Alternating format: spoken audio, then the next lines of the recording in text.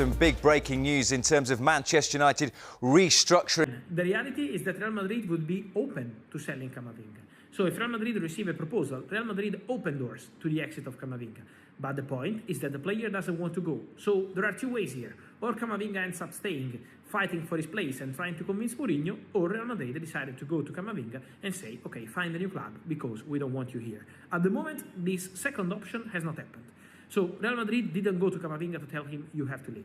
So let's see what's going to happen there. At the moment on Manchester City, I don't have a confirmation about any proposal or any advanced negotiation.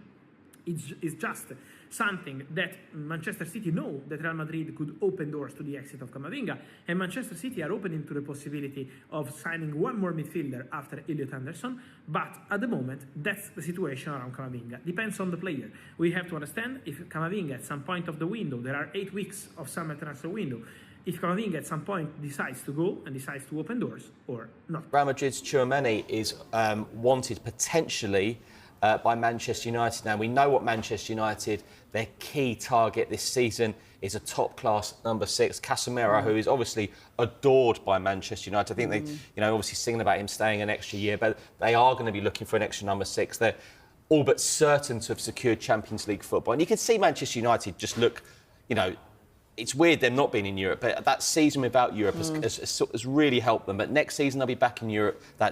All the fixtures, they need a stronger squad.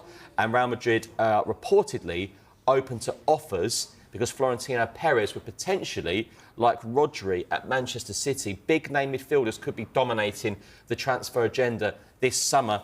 Also goes on to say that if Manchester City are favourites to sign Nottingham Forest's Elliot Anderson, who Forest, if they stay up, which is looking likely at the moment, would want at least £100 million for the midfielder. So the season hasn't finished yet, but we are already deep in transfer mode. Muchas cosas, ¿sabe? Creo que hay cosas muy más importantes que el partido y que el fútbol.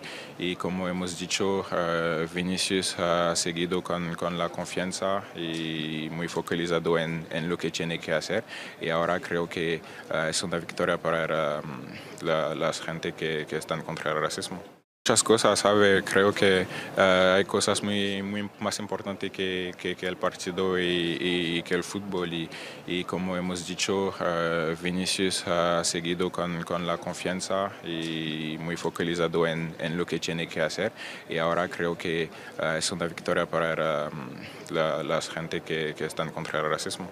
And this is, for me, in terms of the squad, when you say overhaul, do you think there'll be a lot of clubs at the moment, considering the form of the players, that will be paying the money that Man United would want for the players?